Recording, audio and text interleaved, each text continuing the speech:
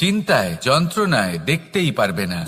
সেই জন্য তারা সন্তানকে বেঁধে রাখতে চান একটা সুরক্ষিত ক্ষেত্রে, যেখান থেকে না তারা সংসারকে দেখতে পায়, না পরখ করতে পারে, না কিছু শিখতে পারে, না বিকট পরিস্থিতির সম্মুখীন হতে পারে। ঠিক যে কারণে তারা দুর্বল হয়ে পড়ে, অজ্ঞানী হয়ে ওঠে।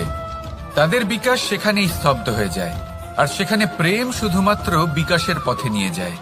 মা বাবা যদি সন্তানকে ভালোবাসেন তাহলে তাকে ছেড়ে দেন যে যাও সংসারকে দেখো, পরখ করো আর শেখো।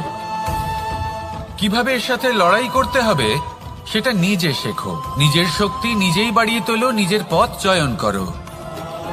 সেই জন্য এই মোহর শিকল ভেঙে ফেলুন আর প্রেমকে আপন করে নিন। আর এই প্রেম দ্বারাই বলুন রাধা রাধা।